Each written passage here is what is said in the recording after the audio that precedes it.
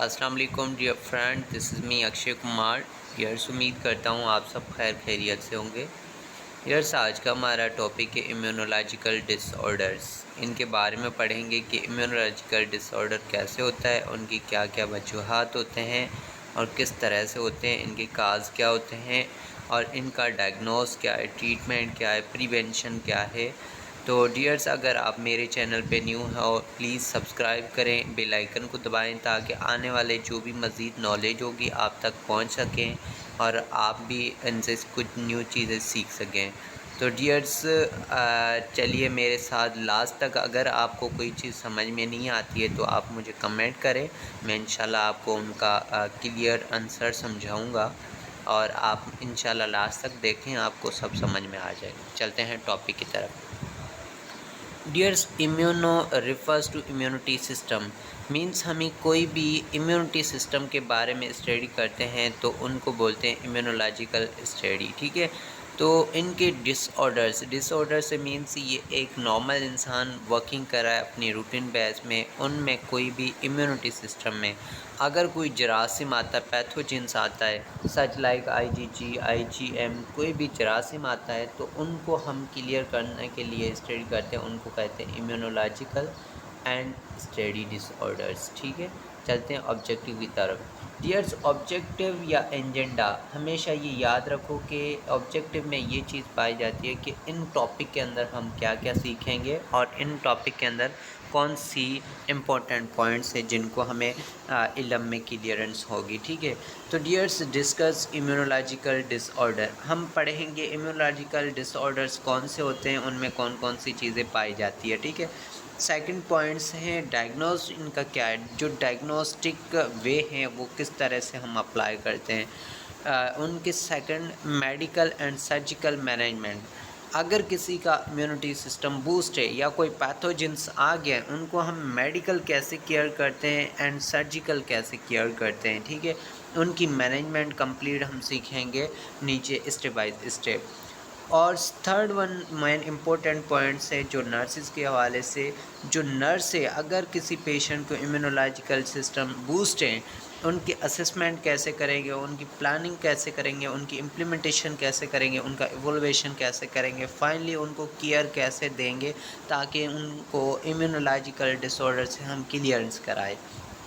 Second है हम develop एक टीचिंग प्लान बनाते हैं जो हमारे एक्सपीरियंस के साथ होता है, जो हम पेशेंट को, उनकी फैमिली को, उनके इन्वायरमेंट को काउंसलिंग करते हैं कि अगर आपको ये डिज़ीज़ हो चुकी है तो आपको कुछ चीज़ की हेल्प चाहिए और आपको इनके लिए क्या केयर के लिए चाहिए और डिज़ीज़ की ड्यूरेशन कब तक चलती है अगर आप केयर कर रहे हो।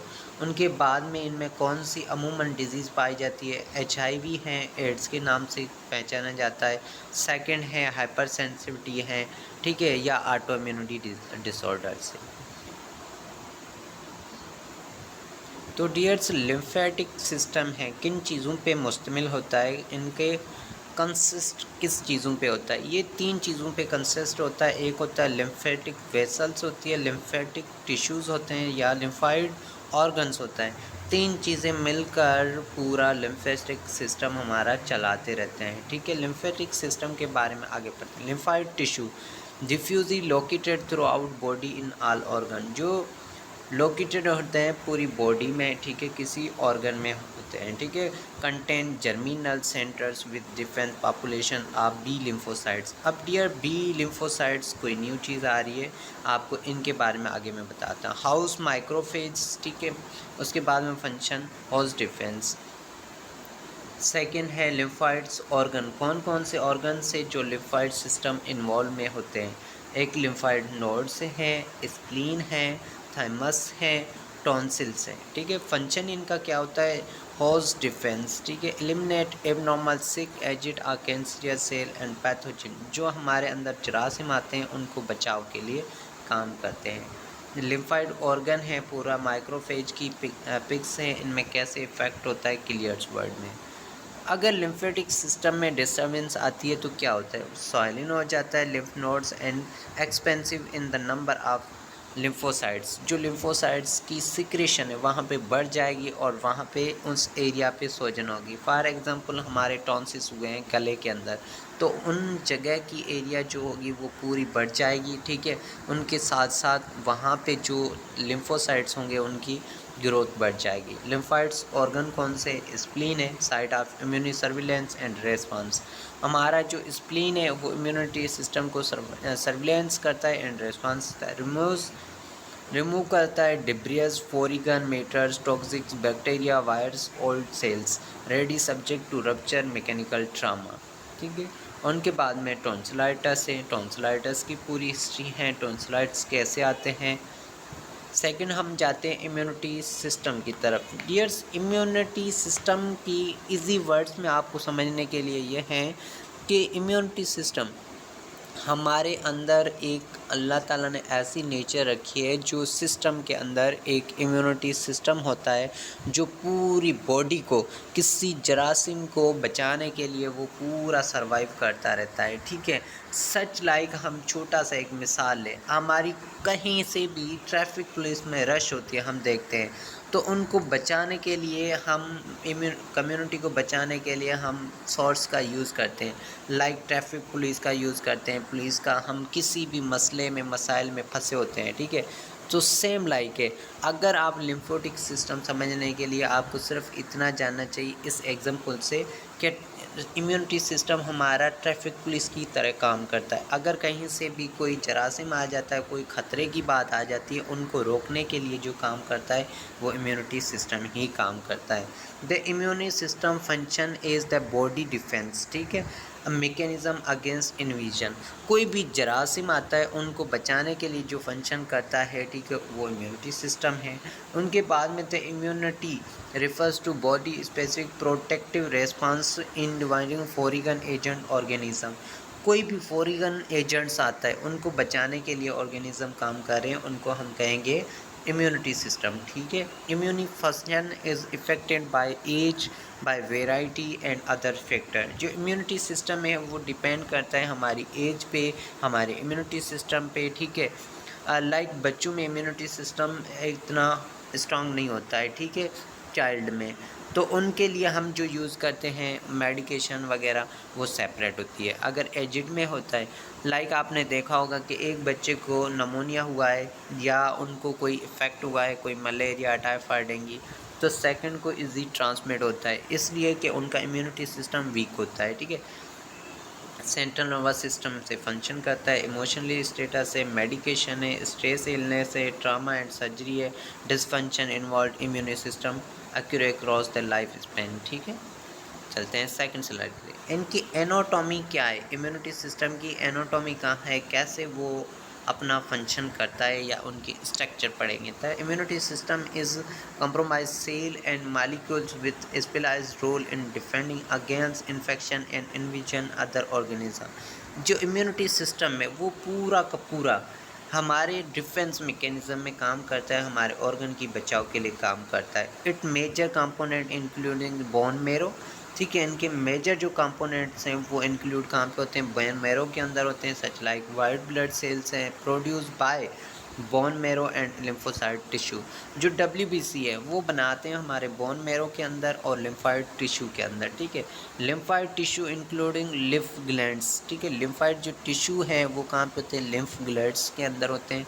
The spleen and the nodes, the tonsils and adenoids and similar tissue in the gastrointestinal respiratory reproductive system। जो ये सेल्स होते हैं, लिम्फोइड टिश्यूज़ होते हैं, वो हमारे ग्लैंड के अंदर होते हैं, रेस्पिरेटरी सिस्टम के अंदर होते हैं, रिप्रोडक्टिव सिस्टम के अंदर होते हैं। Second slide, bone marrow. The bone marrow is the production side of the WBC involve immunity like other blood cells. जो बोन मेरो के अंदर WBC की प्रोडक्शन होती है, lymphocytes are generated from stem cell which are undifferentiated cell, ठीक है। B lymphocytes, T lymphocytes. Dear, तो हमारे पास अभी लिम्फोसाइट्स के अंदर दो सेल पाए जाते हैं जो मोस्ट इम्पोर्टेंट वर्किंग करते हैं, एक बी सेल है और एक है टी सेल, ठीक है। T lymphocytes, B lymphocytes. B lymphocytes mature the bone marrow and then enter the circulation. जो B lymphocytes है वो मेच्योर होता है हमारे बोन मैरो के अंदर, उसके बाद में इंटर करता है सर्कुलेशन के अंदर, ठीक है। और T lymphocytes से move from the bone marrow, ठीक है, the thalamus where the mature where kinds of cells capable different function, ठीक है। ये बोन मैरो के अंदर बनता है, उसके बाद में मेच्योर होता है थाइमस के अंदर, एंड मेच्योर होने के बाद में ये डिफरेंट फंक्शन करता है केपेबल, ठीक है। आगे चलते हैं। लिम्फाइड टिश्यू, लिम्फाइड टिश्यू कौन कौन से होते हैं, कहाँ पे पाए जाते हैं? The spleen composed red and white pulp act समवाट like a filter, ठीक है। जो लिम्फाइड्स टिश्यू होते हैं, लिम्फ का हमारा काम है जो फिल्ट्रेशन है, कोई भी पैथोजन आता है उनको रोक के हमारे जो क्लीन वाटर से ब्लड है जिसके जो सर्कुलेशन है उनको मेंटेन रखता है। The red pulp is site where old and injured red blood cells destroy, ठीक है। जो रेड पल्प हैं, ठीक है, वहाँ पे जो हमारे पुराने सेल इंजर्ड जो एक्सपायर होते हैं, किसी ब्लड के सेल की लाइफ से ड्यूरेशन होती है, फॉर एग्ज़ाम्पल आरबीसी के हैं 120 डेज़, तो वो ओल्ड हो जाते हैं, उनको इंजर्ड करने के लिए, उनको डिस्ट्रॉय करने के लिए हमारे रेड पल्प यूज़ करते हैं। The white pulp contain concentration of lymphocytes, इनके अंदर लिम्फोसाइट्स होते हैं, ठीक है। The lymph nodes are distributed through the body which remove foreign material from lymph before it enter the blood stream. lymphocytes का काम ये है कि रिमूव करता है जो फॉरेन को मटेरियल होता है, वो रिमूव करने के बाद में इंटर करता है ब्लड स्ट्रीम के अंदर, ब्लड साफ को। They are connected by lymph channels and capillaries, ये जो कनेक्शन होता है वो लिम्फ नोड एंड कैपिलरीज से होता है, ठीक है। The lymph nodes also serve as central immunity cell propagation. The remaining lymphoid tissue are the tonsillitis. अब इम्यूनिटी सिस्टम की ग्रोइंग कैसे होती है, वो कैसे फॉरेन बॉडी को रोकते हैं, पूरे टॉपिक का सब्जेक्ट यहाँ पे क्लियरेंस आपको हो जाएगा। बी सेल कैसे काम करता है, टी सेल कैसे काम करता है। तो डियर्स, कोई भी हमारी बॉडी के अंदर जरासीम आता है, एंटीजन रिसेप्शन 3 जो रिसेप्टर आता है, लिम्फोसाइट्स आता है, वो आके हमारे बी सेल पे फाइट करता है, ठीक है। एक पे फाइट करता है, एक पे फाइट करने के बाद में अगर इनमें देखते हैं कि इम्यूनिटी इनका स्ट्रांग है तो ये फाइट करते हैं। अगर पैथोजन देखेंगे, अगर कोई स्ट्रांग पैथोजन जैसे कोविड आया था, उनका जो पैथोजन्स था, ठीक है, वो हाई था, इंसान बहुत सारे उनसे मुब्तला हो रहे थे क्योंकि उनका इम्यूनिटी सिस्टम से वो स्ट्रांग था। जिनका इम्यूनिटी सिस्टम स्ट्रांग है तो उनसे फाइट करते हैं, ठीक है। तो बी सेल उनसे फाइट करता है किसी भी पैथोजन से, अगर ये नहीं रुकता है तो ये हेल्प लेता है टी सेल की, ठीक है, टी लिम्फोसाइट्स की। ये दोनों मिलके उनको फाइट करते हैं, ठीक है। फाइट करने के बाद में अगर कवर हो जाता है तो बेस्ट है, नहीं तो फिर क्या करते हैं, ये आके सेकंड स्टेज, थर्ड स्टेज पे ये डुप्लीकेशन अपनी स्टार्ट करता है, ठीक है। डुप्लीकेशन स्टार्ट करता है, डुप्लीकेशन के बाद में इनकी जो रिप्रोडक्शन है या रिपीटेशन है वो रैपिडली हो जाती है, ठीक है। यहाँ पे आके ये प्लाज्मा लेवल बनाता है। प्लाज्मा लेवल में अगर इनके अंदर कोई भी फॉरेन बॉडी एंटर हो गई है तो ये फॉरेन बॉडी आके इनकी सेपरेशन करेगी और फॉरेन बॉडी वहाँ पे अपना काम करना स्टार्ट कर लेगी, एंटीबॉडीज़ बनाना स्टार्ट करेगी। तो इनमें फर्स्ट पॉइंट में immuno components B cells expose to antigen, antigen binds only to B cell with complementary receptor, ठीक है। बी सेल इन पे अटैक्ट हुए पैथोजेंस, ठीक है। B cell display process antigen framework helper, T cells bind to B cells and secrete helper factor. B cell के साथ attack हुए, उनके बाद में इनने हेल्प ली टी सेल की। Helper factor stimulates B cells divide repeatedly and form clone. Helper cell ने कहा इनको बी सेल को कि आप रिप्रोडक्शन अपनी रिपीटेशन जल्दी करें और इनको फाइट करने की तैयारी करें।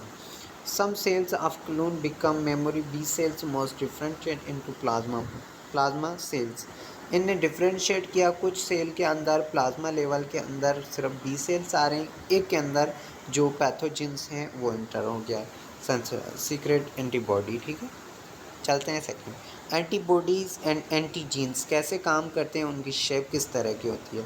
एंटीबॉडीज़ होते हैं जो वाई शेप की तरह होते हैं। इम्यूनोग्लोबुलिन होते हैं create to bind various antigen binding sites, ठीक है। एंटीजन होता है any molecular that triggers an immune response general large and complex making it detectable for cells. Types of immunity system, तो डियर्स इम्यूनोग्लोबिन के system हम पढ़ेंगे, उनके types कितने, मेन 5 किस्म हैं, ठीक है, जो यहाँ पे डिफाइन किए हैं, IgA, IgD, IgE, IgG, IgM immunoglobulin, ठीक है, जो हमारा डिफरेंट टाइप्स के होते हैं जिनमें हम कंप्लीट डिफाइन करेंगे। 5 टाइप्स ऑफ इम्यूनोग्लोबुलिन, ठीक है। Immunoglobulins are commonly destined by the abbreviation IG। जो इम्यूनोग्लोबुलिन हैं उनको कॉमन अल्फाज में या कॉमन एब्रीवेशन में IG कहा जाता है। Each of the 5 types classes is identified by specific letter of the alphabetic, ठीक है। जो 5 किस्म में उनको एक एब्रीवेशन से अल्फ़ाबेटिक से याद किया गया है, ठीक है। उनके बाद में हम आते हैं classification is based on chemical structure and biological role individual immunoglobulin. इनके हम क्लासिफिकेशन पढ़ेंगे, ठीक है, इनका बायोलॉजिकल रोल पढ़ेंगे, इंडिविजुअल इम्यूनोग्लोबुलिन। इम्यूनोग्लोबुलिन के अंदर इनकी कितनी पार्टिसिपेशन होती है वो हम एक एक ही पढ़ेंगे। The followings list summarise major characters of the immunoglobulin, ठीक है। अब लिस्ट हम खोलते हैं कि कौन कौन सी होती है। सबसे पहले IgG 75% ऑफ टोटल इम्यूनोग्लोबुलिन, ठीक है, 75% पाया जाता है इम्यूनोग्लोबुलिन के। Appear in serum and tissue intestine fluids, ठीक है, सीरम एंड टिश्यूज़ की लेवल से इंटरफ्लूइड के थ्रू हमारे बॉडी में एंड होता है। Assume a major role blood bone and tissue infection, ये ब्लड बोन के अंदर और टिश्यू के अंदर इन्फेक्शन करते हैं। Activities that complement system enhance पैथो फाइगोसाइटोसिस क्रॉस द प्लेसेंटा, ये प्लेसेंटा को क्रॉस करता है।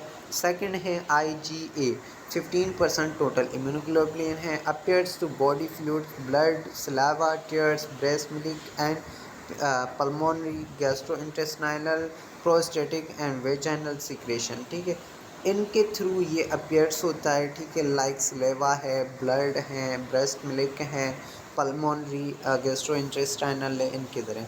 Protect against respiratory gastrointestinal and gastro-urinary infection, prevent abbreviation antigen from foods, ठीक है, ये प्रिवेंट्स करता है किसको या प्रोटेक्ट करता है किसको, respiratory system, gastrointestinal system and gastro-urinary infection, ठीक है। आगे चलते हैं। IgM 10% टोटल इम्यूनोग्लोबुलिन होता है, appear mostly in intravascular serum, intravascular serum के ज़रिए अपीयर्स होता है। Appear is the first immunoglobulin produced in response bacterial and viral infection, ठीक है, ये अपीयर होता है इम्यूनोग्लोबुलिन के अंदर, फिर प्रोड्यूस करता है या रेस्पॉन्स करता है बैक्टीरियल एंड वायरल इन्फेक्शन को। Activities the complement system.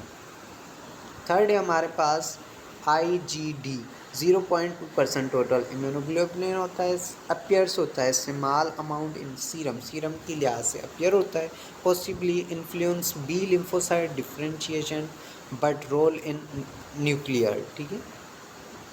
Third है IgE 0.004% टोटल इम्यूनोग्लोबुलिन होता है, अपीयर्स होता है सीरम के ज़रिए, take part in allergic and some hypersensitivity reaction compound parasites infection.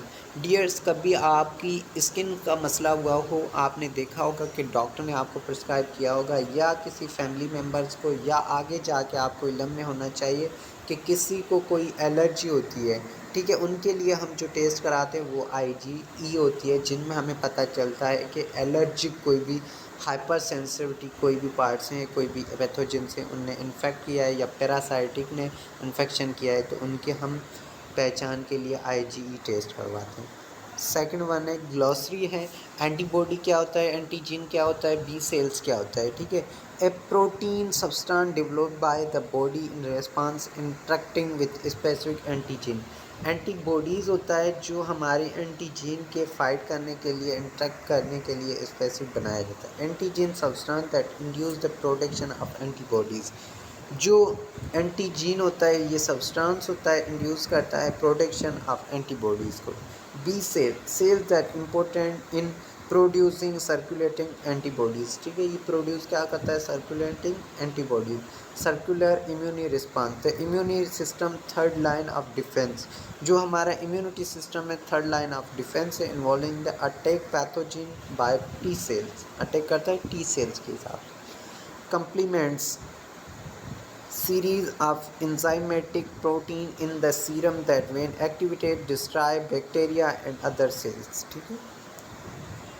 cytokines, generic terms of non-antibody protein that aid intracellular, medullary and the generation of immunity response. Cytotoxic T cells, lymphocytes that cells infected with various virus also play role. Graft rejection, helper T cells, lymphocytes that attack foreign indoors antigens directly. Immunopathology, study of disease resulting in dysfunction within the immunity system, disease resulting dysfunction with the immunity system. In interference,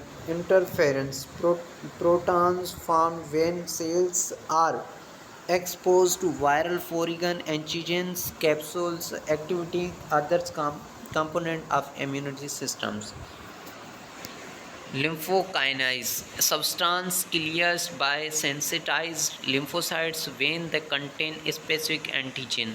Memory cell, cells that are responsible for recognize antigen for previous exposure and mounting an immunity system.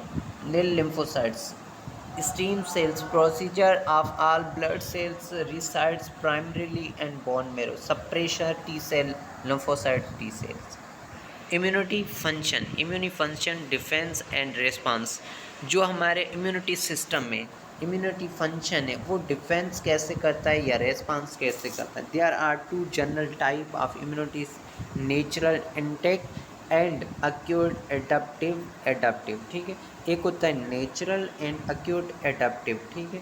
Immunity is a responsive specific immunity present at birth, acquired at specific immunity developed after birth। अब हम इनका पूरा scene पढ़ेंगे कि immunity system कैसे आता है, वो रेस्पॉन्स कैसे करते हैं। Immunity system agents type immunities, ठीक है। Innate inborn non specific defence mechanism, ठीक है। Second acute adaptive specific defence mechanism, third line of defence. External defence, first line defence. Internal defence, second line defence.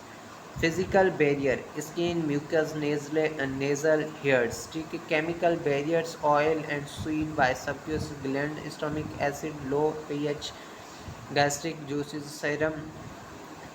जो हमारी physical internal हैं, कोई भी first line defence करता है जिनमें हमारे कंप्लीट के कंप्लीट गैस्ट्रिक जूस हैं, सीरम है, एचबीए ग्लैंड है, जो मिल के काम करते हैं, ठीक है। और इंटरनल जो है पैथोजेंस है, म्यूकोफेजिस है, या डब्ल्यूबीसी है, न्यूरोफिल्स है, या मोनोसाइट्स है, इन्फ्लामेटरी रिएक्शन है, फीवर, इंट्रक्शन, कम्प्लीमेंटेशन, ये काम करते हैं, ठीक है। Acute adaptive specific defence mechanism, third line defensive. Active immunity, passive immunity. Active immunity and passive immunity, a contain with antigen T cells, cytotoxic T cells, helper T cells, receptor T cells, memory T cells, B cells, plasma cells, B memory B cells, antigens present C macrophage B cells and endocytes। And passive क्या होता है? Antibodies artificially produce at outsides directly inject to the bodies to contact with pathogen. Acute immunity system, natural and artificial, ठीक है। Active and passive, ठीक है। Antigens enter the body naturally, body produce antibodies and specialised lymphocytes. कोई भी एक naturally pathogen आता है, उनके लिए एंटीबॉडीज़ बनती है जो एंटीजन से फाइट करती है। Passive, antibodies pass from a mother to foetuses via placenta और infant in the mother's lip. जो एंटीबॉडीज़ होते हैं पैसिव में, वो मदर की फीड के ज़रिए या फीटस के ज़रिए बेबी के अंदर इंटर होता है और फाइट करते हैं।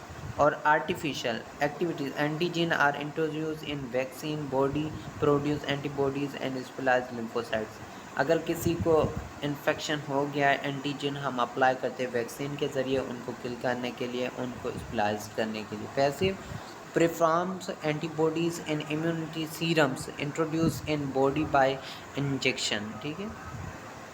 Specific defense mechanism when antigens, example microbes, are encountered for the first time, there is primary response in which a low level of antibodies can be detected in the blood after about 2 weeks. The response may be significant, sufficient to combat the antigen. The antibody level then fail unless there is another encounter with the same antigen within a short period of time, 2 to 4 weeks. इनकी duration है 2 weeks, इनके 2 to 4 weeks. The second encounter, the production secondary response in which there is a rapid response to memory B cells is marked increase, and antibodies production further increase can be achieved by later encounter. Acute immunity system. Acute immune system can be divided into two types: active immunity and passive. Active immunity means that individual has response to an antigen and produce his own antibodies, lymphocytes. Active immunity and long lasting, ठीक है।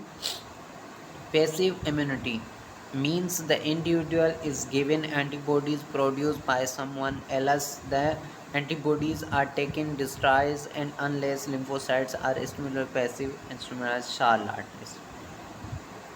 Long lasting, short lasting. Active naturally acquired immunity system, the immunity in which the body may be stimulated to produce own antibodies in two ways: by having the disease during the course of the illness. B lymphocytes grow into plasma cells which produce antibody immunoglobulin which destroy infection microbes. By having a subclinical infection, this cause the microbial infection insufficiently survive cause clinical disease. Active artificially accrued dears, ये मैंने आपको structure में समझा दिया है complete. इनको सिर्फ define किया गया है कि वो कैसे काम करते हैं। स्ट्रक्चर अगर आपको समझ में आ गई है तो ये डिफ़िकल्ट नहीं है। अगर स्ट्रक्चर आपको नहीं समझ में आई है तो ये मेरे साथ चलते चलते आपको इंशाल्लाह क्लियर होती जाएगी। आप वीडियो के साथ चलते हैं। This types of immunity developed in response to administration of dead और life artificially weakened microbes, vaccine or toxoids. The vaccination and toxoid retain the antigenic properties that stimulates the development of immunity, but they cannot cause the disease.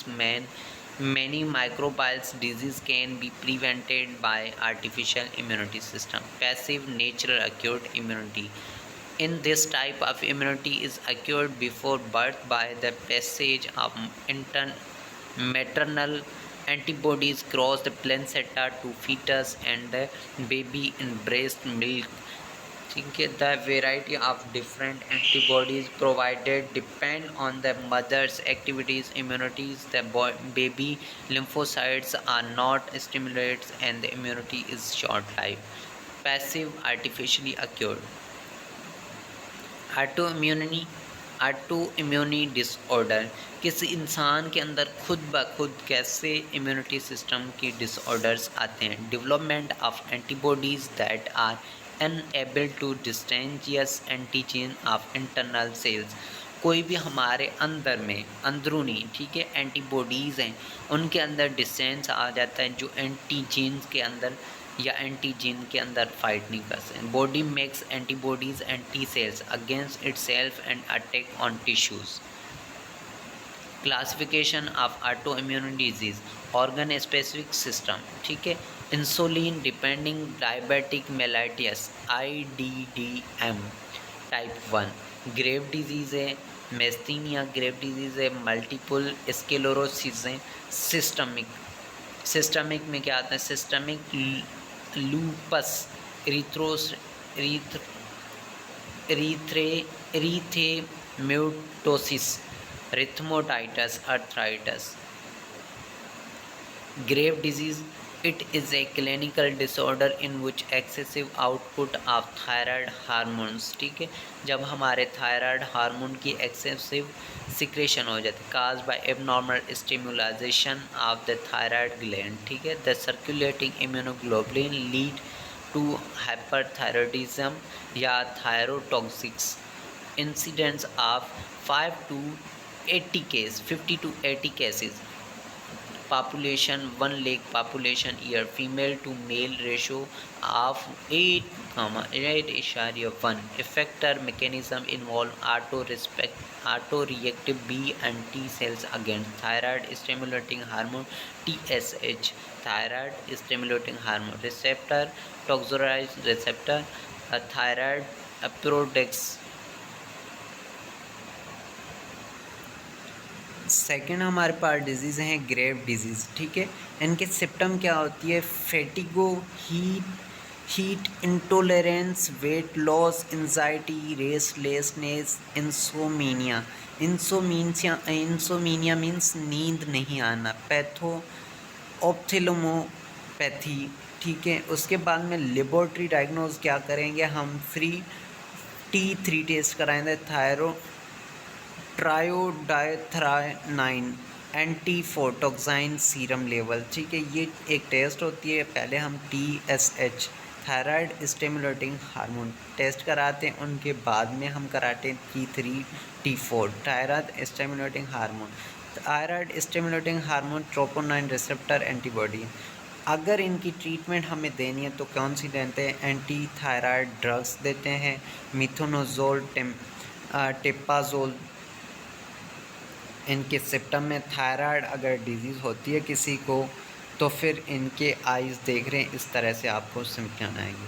अगर ये disease हो चुकी है तो इनको nursing management कैसे होगी? नर्सिंग की कंप्लीट मैनेजमेंट का तरीक़ेकार, इम्प्रूविंग न्यूट्रिशनल स्टेटस, उनका न्यूट्रिशन हम बढ़ाएंगे जिनमें उनको थायराइड की जो वीकनेस है वो कंप्लीट हो सके, इन्हेंसिंग कोपिंग मिस्क्योर्स, ठीक है। अगर वो स्ट्रेस में, एंजाइटी में, उनकी स्ट्रेस कोपिंग करेंगे हम, इम्प्रूविंग सेल्फ इस्टीम, उनको सेल्फ इस्टीम देंगे या सेल्फ इस्टीम इम्प्रूव कराएंगे, मेंटेनिंग नॉर्मल बॉडी टेम्परेचर, अगर उनका बॉडी टेम्परेचर इंक्रीज़ है तो उनको मेंटेन करेंगे, monitoring and managing potential complication, ठीक है। उनका जो पोटेंशियल कॉम्प्लिकेशन है उनको हम मॉनिटरिंग करेंगे, उनको मैनेज करेंगे, teaching patient self care, patient को हम समझाएंगे कि आपको सेल्फ केयर कैसे करनी है, सिस्टमेटिक लंपस एरिथ्रोटोटस, ठीक है। It is a clinical disorder in which chronic multi system inflammatory disease of connective tissue are characterised by presence of numerous auto antibodies, ठीक है। ये एक क्लिनिकल डिसऑर्डर होता है, ठीक है, जिनमें इन्फ्लामेटरी डिजीज़ हो जाती है जो कनेक्ट होती है हमारे टिश्यूज़ की वजह से, और इनमें एंटीबॉडीज़ बनना ऑटो पे स्टार्ट हो जाएंगे। Clinical manifestation, musculoskeletal joint and muscle pain, dermatological malar rashes, ठीक है, और renal glomerulitis, female to male ratio 9.1, ठीक है। इटियोलॉजी, इन्फेक्शन होता है, वायरल होता है, जेनेटिक प्री डिस्पोजिशन होता है, इन्वायरमेंटल फैक्टर होता है, अल्ट्रावायलेट रेज होते हैं, इंजेक्शन होते हैं, ड्रग्स होते हैं, pregnancy due to oestrogen changes, ठीक है, इनमें ऐसी कंडीशन होती है। और सेकंड है रेमाटाइटस आर्थराइटिस, ठीक है, are a characters by inflammation of synovial membrane of joint and articular surface of cartilage and bone के अंदर इन्फ्लामेशन हो जाती है, हमारी जो सरफेस है, जो कार्टिलेज है, जो जॉइंट है, उनके अंदर या कार्टिलेज के अंदर इन्फ्लामेशन हो जाए, उनको हम बोलेंगे rheumatoid arthritis. Vasculitis is a systematic complication, ठीक है, effect 3% to 5% United State population, people to male ratio 3.1, genetic risk factor, ठीक है। इनमें इस तरह के रेमाटाइटिस आर्थराइटिस होती है जिनमें इन्फ्लामेशन हो जाती है, उनके जॉइंट्स में, उनके हैंड्स क्लियर नहीं होती है, ठीक है। सेकंड, इनकी रिमोटेड अर्थराइटिस की effect mechanism. SCD4 T cells होते हैं, activated B cells, macrophage and plasma cells. 85% of patients have rheumatoid factors, ठीक है। Rheumatoid factors IgM, IgG, IgA specific for IgG, immuno complex formation, एक्सप्यूरेशन, inflammation. Laboratory diagnose हम क्या करेंगे? Rheumatoid factor RF, anti cellular circulating peptide, anti CCP, ठीक है। C creative protein. Treatment of rheumatoid arthritis, अगर किसी को रिमोटाइटस अर्थराइटिस हो चुका है तो उनके लिए हम मेडिकेशन क्या लेंगे? Fast acting first line drugs, non steroids, anti inflammatory drugs, NSAIDs, corticosteroids, high cortisol, analgesic drugs, ठीक है। Slow activating second line medication, disease modifying anti arthritis drugs, DMARDs, hydroxychloroquine, ठीक है। Methotrexate, Remotrex, azathioprine, human monoclonal antibodies to TNF alpha. और second, multiple secretion.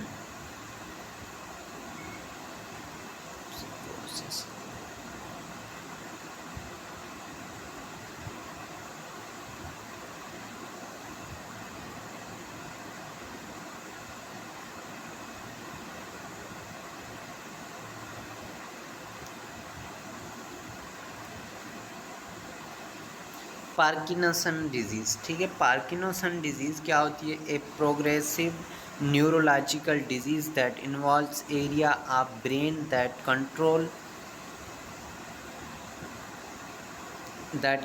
Regulate movement. ये एक neurological disease होती है जो इन्वॉल्व होती है हमारे एरिया ब्रेन के अंदर, जो कंट्रोल करती है रेगुलेट मूवमेंट्स, ठीक है।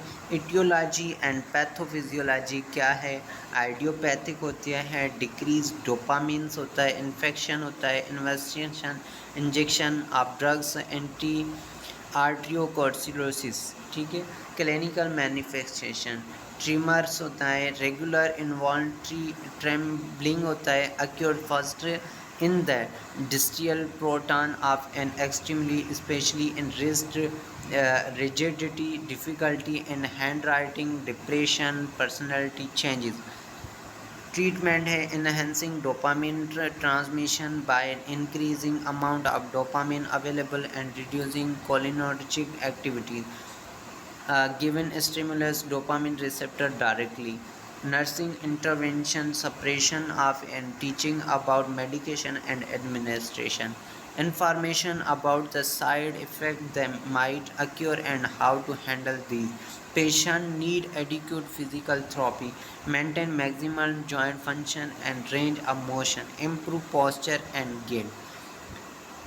Sjogren syndrome, it is a clinical disorder in which chronic dysfunction of exocrine glands, exocrine जो glands है उनकी dysfunction हो जाए, characterized by dryness of mouth, eyes and other area of covered by mucous membrane। More than 90% are women, average age is 50 years। Clinical features: dry eyes, parotids, gland enlargement, dryness of mouth, dysphagia। Thank you dears, it is our presentation. If you have any query you can ask me, like help of comments. If any mistake, so you will be share our ideas by comments. Thank you, lot of thanks to understand on my presentation.